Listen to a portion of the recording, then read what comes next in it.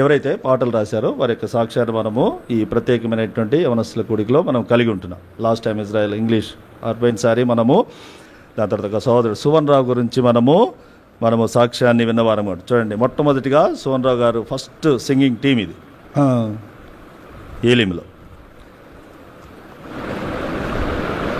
ఈ సాక్ష్యము దాని తర్వాత ఒక పాట తర్వాత కొన్ని announcement, special announcement brother Elisha చేస్తారు. దాని తర్వాత మన మధ్యలో చాలా కాలం తర్వాత, మరి ముఖ్యంగా ఒక సంవత్సరం అనుకుంటా, జయరాజ్ అన్న మన మధ్యలో ఉన్నారు. మనకి ఎంతో సంతోషము, దేవుని యొక్క వర్తమానాన్ని మన మధ్యలో పంచుకొని ఉంటున్నాడు.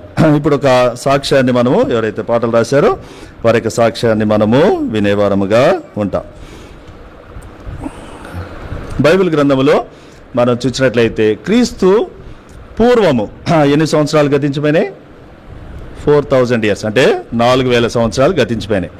అప్పుడు మనం చూసినట్లయితే ఆది కాండం నుంచి దాని తర్వాత ప్రకటన వరకు మనం చూసినట్లయితే అన్నిట్లో కూడా పాటలు దాని తర్వాత ఉన్నట్లుగా మనం చూసే వారముగా ఉంటున్నాం. దాని తర్వాత మన యొక్క తెలుగు, మన ఎప్పుడైతే క్రీస్తు శకం వచ్చిందో, మరి ముఖ్యంగా తెలుగు వారి మధ్యలో మనం చూసినట్లయితే కొన్ని పాటల పుస్తకాల పేర్లు ఈ విధంగా ఉండేవిగా ఉంటున్నాయి. ఆంధ్ర క్రైస్తవ కీర్తనలు అని, దాని తర్వాత యాత్రా కీర్తనలు అని, దాని తర్వాత కొన్ని చూసినట్లయితే కొన్ని పేర్లు ఉంటున్నాయి. అయితే 1957వ సంవత్సరంలో మన సియోను గీతములని, సాంగ్స్ ఆఫ్ జైన్ అని పేరు పెట్టి దాని తర్వాత బుక్ విడుదల చేసిన వారుగా ఉంటున్నారు. 1957లో మొట్టమొదటిగా సియోను గీతాలు అనేటువంటి మనం పాటల పుస్తకాన్ని కలిగి ఉన్న వారముగా ఉంటున్నాం. అయితే ఇప్పుడు సాక్ష్యాన్ని చెప్పబోయేటువంటి ఒక సహోదరుడు, ఎవరైతే ఇప్పటి వరకు 1940 నుంచి ఈరోజు వరకు మనం చూసినట్లయితే 2025 మొత్తము 8 డికేట్స్లో చాలామందిని దేవుడు వాడుకున్న వారుగా ఉంటున్నారు. దాంట్లో మొట్టమొదటి 1940s నుంచి రాసిన వారు 8 మంది 50s మధ్యలో, 50-60s మధ్యలో ఉన్నవారు. దాని తర్వాత అమూల్యమైన వారు, వీరు ఎన్నో చక్కని పాటలు రాసిన వారుగా ఉన్నారు. వీరు రాసినటువంటి పాటల ద్వారా దేవుడు మాట్లాడిన వాడుగా ఉన్నాడు. దాని తర్వాత ఒక సోదరు గురించి మనము ఈ రోజున సాక్ష్యాన్ని కలిగి ఉండేవారముగా ఉంటున్నాం. ఇది సింగింగ్ టీం అనమాట. సోదరుడు దీంట్లో ఉన్నవాడుగా ఉన్నాడు. దాని తర్వాత జోషామాలో, ఏలింలో, దాని తర్వాత హెబ్రోన్లో ఆయన వాడబడిన వాడుగా ఉన్నాడు. ద గ్రేట్ లెజెండ్ అని కూడా ఆయన చెప్పొచ్చు. ఆయన పేరే బ్రదర్ బీజే పాల్ గారు. బ్రదర్ బీజే పాల్ గారు మొట్టమొదటిగా 1940 నుంచి దాని తర్వాత ఆయన మన సహవాసంలో ఉన్నవారుగా ఉంటున్నారు. ఆయన గురించి కొద్దిగా మనం సాక్ష్యాన్ని కలిగి ఉండి ఆయన యొక్క ఒక పాటను మనము పాడుకునే వారముగా ఉంటాం. దాని తర్వాత ఆ పాట 125 నుంచి 150 మధ్యలో ఆ పాట ఉంటుంది. మీరు ఇప్పుడు సియోను గీతాలు మీ దగ్గర ఉందంటే సెర్చ్ చేసుకొని మీరు సంఖ్య చెప్పాలి, మీరు ఆ పాట ఏంటో చెప్పాలి. మీకు బహుమతి కూడా తర్వాత ఉంటుంది. ఓకేనా? మొట్టమొదటిగా ఆ సాక్ష్యాన్ని మనము కలిగి ఉంటాం. బ్రదర్ బీజే పాల్ గారు 1922లో ఆయన జన్మించిన వాడుగా ఉన్నాడు. దైవికమైనటువంటి కుటుంబంలో ఆయన జన్మించిన వాడుగా ఉన్నాడు. బాల్య దశలో, యవ్వన దశలో ఆయన కర్ణాటక సంగీతాన్ని, మరి ముఖ్యంగా వాయలిన్ని ఆయన నేర్చుకున్నవాడుగా ఉన్నాడు. నేర్చుకున్నటువంటి సందర్భంలో ఆయన ఇట్లా వాయలిన్ వాయించుకుంటూ పాట పాడుతున్నప్పుడు ఆయన స్వరం మంచిగా ఉందని గ్రహించిన తర్వాత ఆ గొంతు చెక్ చేసుకున్నప్పుడు మెటాలిక్ వాయిస్ అని వాళ్ళు చెప్పిన వారుగా ఉంటున్నారు. దాని తర్వాత ఏ పాట అయినా ఆయన తేలిగ్గా దాని చక్కటి రాగంతో ఆయన పాడేవాడు. తన యొక్క యవ్వనములో ప్రఖ్యాతిగాంచినటువంటి గ్రామ్ఫోన్ కంపెనీ అని ఒకటి ఉండేది పాత దినాలు. వాళ్ళ దగ్గరికి వెళ్ళి పరీక్షించుకున్న తర్వాత ఆయన గొంతు వాయిస్ పరీక్షించుకున్నప్పుడు మాస్టర్స్ వాయిస్ అని వాళ్ళు చెప్పారు. మాస్టర్స్ వాయిస్ చెప్పిన తర్వాత వాళ్ళు ఏం చేశారంటే ఫిల్మ్ ప్లే బ్యాక్ సింగర్గా రమ్మని సినిమాలకి ఆహ్వానించిన వారుగా ఉంటున్నారు. ఆహ్వానించిన తర్వాత ఎంతో సంతోషంతోటి ఇంటికి వచ్చేసాడు. దాని తర్వాత వాళ్ళ యొక్క గ్రాండ్ పేరెంట్స్ దగ్గరికి వెళ్ళాడు. ఇట్లా నాకు సినిమాల్లో పాడేటువంటి అవకాశం వచ్చింది అని చెప్పడంతోనే సంతోషంతో వీళ్ళెంతో దాని తర్వాత ఏమన్నారంటే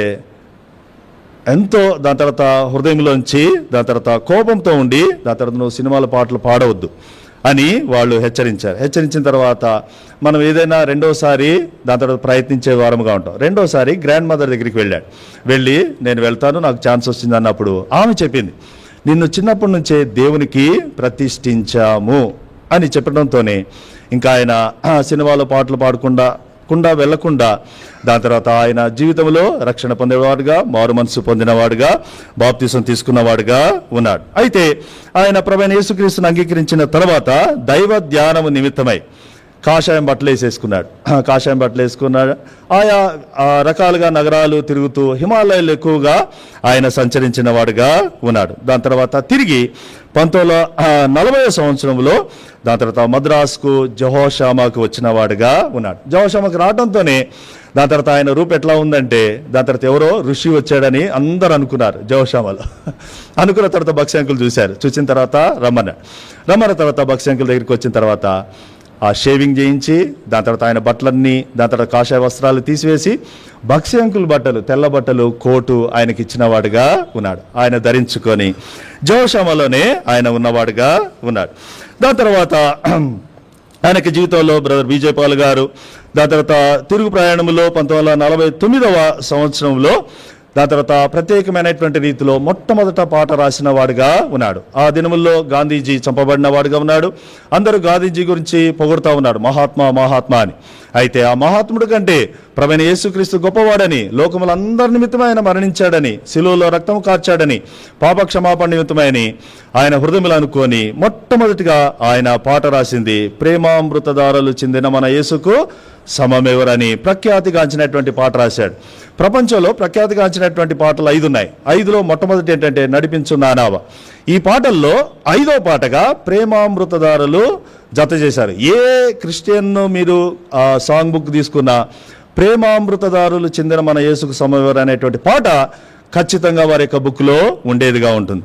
దాని తర్వాత ఆంధ్రప్రదేశ్లో అప్పటికి దాని తర్వాత ఆరంభించబడినటువంటి సహవాసములో ఆయన మొట్టమొదటిగా గుంటూరుకి ఆయన పంపించబడిన వాడుగా ఉన్నాడు.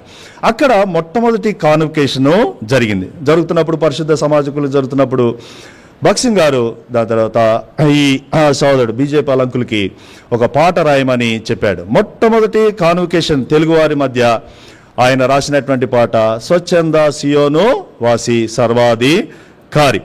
ఆ పాటలు కాన్వకేషన్లో రాస్తా ఉన్నాడు. మొట్టమొదటిగా రాస్తూ ఉన్నప్పుడు మొట్టమొదటి కాన్వకేషను ఏలేము హైదరాబాద్లో జరుగుతున్నప్పుడు లెమ్ము తేజరిల్లుం అని ఆ టీము వాళ్ళు కలిగి ఉన్నప్పుడు ఆ లెంబు తేజరిల్లమే గుంటూరులోను, అహ్మదాబాద్లోను, కాలింపాంగ్లోను ఆయా ప్రాంతంలో మొట్టమొదటి కాన్వకేషన్స్ ఆరంభించబడ్డాయి.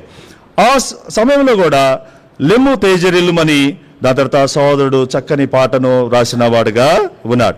ఈ విధంగా ఆయన పాటలు రాస్తూ ఉన్నప్పుడు దాని తర్వాత అనేకమైనటువంటి ఇప్పుడు మన ఇండెక్స్ అనేది మన యొక్క సీవన గీతాలు చూసినట్లయితే మొట్టమొదటిగా కీర్తనలు సాంగ్స్ అని ఉంటాయి. దాని తర్వాత చివరికి చేర్చబడినటువంటి పాటలు మొత్తం 24 భాగాల్లో కూడా సోదరుడు పాటలు రాసిన వాడుగా ఉన్నాడు. ఆయన రాసినటువంటి పాటలు అన్ని చెప్పడానికి సమయం లేదు కానీ నీదు విశ్వాస్యత, యెహోవాను గానము చేసేదము, సోదరురాలు రండి, ప్రభువా నీ పరిపూర్ణ, ఇంకా చాలా ఉన్నాయి. ఈ ప్రభువా నీ పరిపూర్ణత అనేది ఒక పెళ్లి కొరకు రాయబడినటువంటి పాటగా మనం చూస్తాం.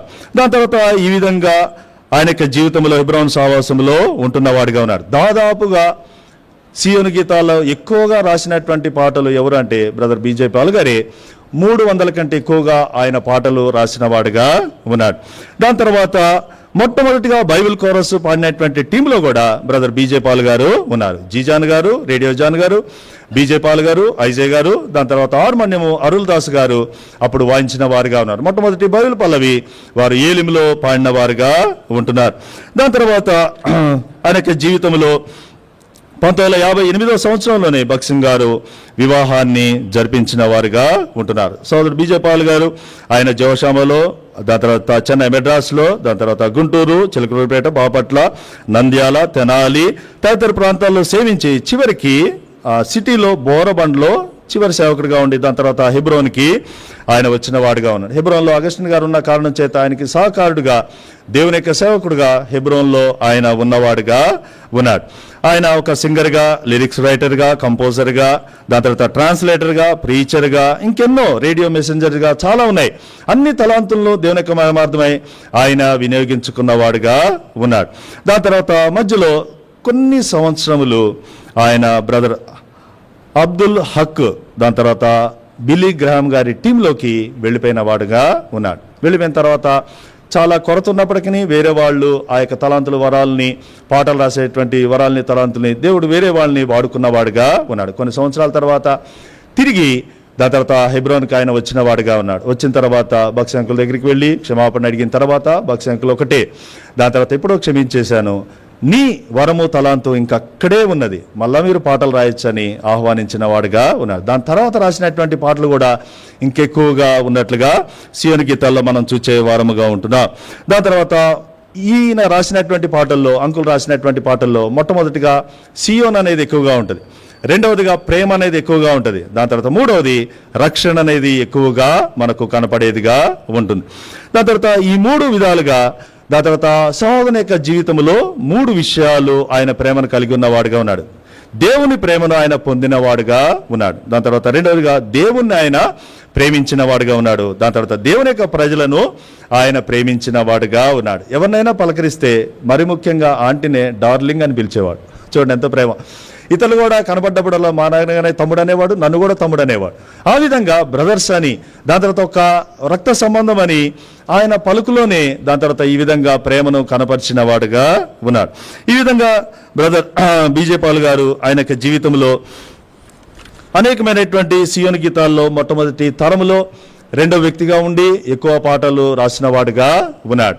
అందుకని బ్రదర్ బీజే పాల్ గారు చివరి దినాల్లో 2003లో ఆయన పరలోకమునకు చేర్చబడిన వాడుగా ఉన్నాడు. దానికంటే ముందుగా ఆయన యొక్క జీవితంలో అనేకమైనటువంటి శారీరకమైనటువంటి సమస్యలు ఉన్నప్పుడు దాని తర్వాత ఆయన పడకలో ఉండి కూడా పాటలు రాసిన వాడుగా ఉన్నాడు. ఆయన పడకలో ఉండి పాటలు వ్రాయటంలో దానికంటే ముందుగా ఆయన అనేక విధాలుగా పరిచర్లో, సేవలో, పనిలో ట్విన్ సిటీస్లో ఎక్కువగా వెళ్ళిన వాడుగా ఉన్నాడు. ఆయనతో పాటు నేను వెళ్ళేవాడిని.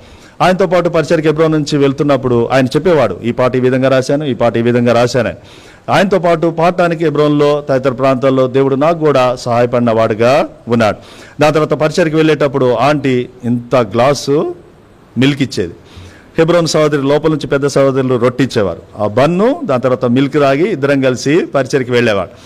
దాని తర్వాత ఆ విధంగా ఆ దినాల్లో మేము ఉన్న వారముగా ఉంటున్నాం. ఆ విధానంలో పెద్దోళ్ళతోటి దాని తర్వాత విధేయత చూపించి వాళ్ళ కాళ్ళ కింద ఉండి వాళ్ళ బైబిల్ పట్టుకొని, వాళ్ళ పాటల పుస్తకాలు పట్టుకొని దాని తర్వాత వాళ్ళ దగ్గరే ఈ పాటలు నేర్చుకోవడానికి దేవుడు నాకు సహాయపడిన వాడిగా ఉన్నాడు. మన హెబ్రోన్ సహవాసంలో వాక్యం ద్వారానే దేవుడు మాట్లాడకుండా పాటల ద్వారా కూడా దేవుడు మాట్లాడేవాడుగా ఉంటాడు. అది నా జీవితంలో ఈయన రాసినటువంటి పాటల్లో ఒకటి. 1986 సంవత్సరంలో ఆయన బలహీనంగా ఉన్నటువంటి స్థితిలో ఉన్నప్పుడు ఒక పాట రాశాడు. రాసినప్పుడు నేను కరోనా వచ్చినటువంటి దినాల్లో ఆ పాట విన్నప్పుడు ఆ పాట ద్వారా దేవుడు నాతో మాట్లాడిన వాడుగా ఉన్నాడు. ఆ పాట సుఖ దుఃఖాల యాత్ర కాదా మానవ జీవితం అంతా. అందుకనే ఆ చరణము నన్ను ఎంతోగానో ఆకర్షించింది. వ్యాధి బాధల్ శ్రమలయందు నీలో విచారమేలా, అగ్నిలో మేలి మెరయుటలేదా, ఆ మేలిమి నీవే కదా అని దేవుడు ఆ పాట ద్వారా నాతో మాట్లాడిన వాడిగా ఉన్నాడు. కోవిడ్తో వ్యాధితో బాధపడుతున్నావు కానీ నిన్ను మేలి బంగారముగా చేస్తానని దేవుడు ఆ పాట ద్వారా నాతో మాట్లాడిన వాడిగా ఉన్నాడు. ఆ కోవిడ్ దినాల్లో ఉన్నటువంటి దినాలన్నింటిలో కూడా ఆ పాట దాని తర్వాత నేను విని పడుకునేవాడిని. ఎన్నిసార్లు విన్నాను ఆ పాట ద్వారా దేవుడు నాతో మాట్లాడిన వాడిగా ఉన్నాడు. వ్యాధి బాధలు శ్రమలుంటాయి, అయితే నేను అగ్నిలో మేలిం మెరుస్తున్నట్లు నిన్ను మేలిం బంగారముగా మారుస్తున్నానని దేవుడు నాతో మాట్లాడిన వాడిగా ఉన్నాడు. మన యొక్క సియోను గీతాలని ప్రపంచంలో ప్రఖ్యాతిగాంచినటువంటి పాటలు 800 కంటే ఎక్కువగా పాటలు ఏ పాటల పుస్తకాల్లో లేవు. మన పాటలే దాని తర్వాత జీవాన్ని ఇచ్చాయి. మన పాటలే దాని తర్వాత మనతో మాట్లాడేవి. దేవుడు డైరెక్ట్గా వాక్యంతోనే కాకుండా పాటలతోటి కూడా దేవుడు మనతో మాట్లాడేవాడుగా ఉంటాడు. చక్కని దాని తర్వాత బ్రదర్ బీజే పాల్ గారిని దేవుడు ఆయన తలాంతులు వరాల్ని హెబ్రోన్ సహవాసంలో వాడుకున్నవాడుగా ఉన్నాడు. ఆయన రాసినటువంటి పాట యవనస్తుల పాటల పుస్తకాల్లో 125 నుంచి 150 మధ్యలో ఉంటుంది. అది సంఖ్య సహోదరులు చెప్పాలి. ఆ పాట ఏంటో సహోదరులు చెప్పాలి. చేతులైతే నేను అడుగుతాను, మీకు గిఫ్ట్ తర్వాత ఉంటుంది. ఈరోజు బుక్స్ లేవు, పోయినసారి ఇచ్చినట్లుగా. ఆ పాట సంఖ్య సహోదరులు చెప్పాలి. చూడండి, సెర్చ్ చేయండి, గూగుల్ సెర్చ్ దొరుకుతుంది. సంఖ్య మాత్రమే చెప్పాలి మీరు. 134 డిలీట్ లేదు, సంఖ్య చెప్పండి. 125 నుంచి ఒకళ్ళు చెప్పుకుంటూ పోతే వస్తుంది లక్కీగా. రైట్, 125 to 150 మధ్యలో ఉంటుంది. 127 డిలీట్ ఇంటూ. రైట్, మీరు పాట చెప్పొచ్చు ఈలోపు.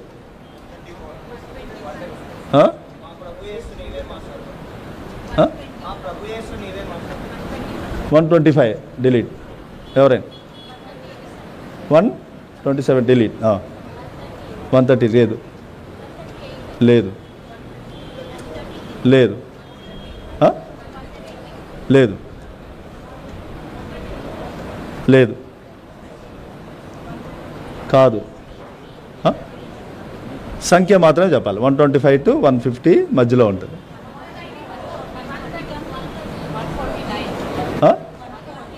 ఎవరు చెప్పింది 149?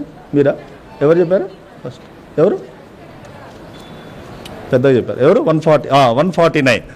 ఇక్కడ మా ప్రవేశు నువ్వు చెప్పావు. మీ ఇద్దరికి తర్వాత బహుమతులు ఉంటాయి, గుర్తుపెట్టుకోండి. ఇప్పుడు మనందరం కలిసి ఆ పాట లేచి నిలబడి పాడుకుందాం. ఆ సమయంలో ముందుకు రండి. దాని తర్వాత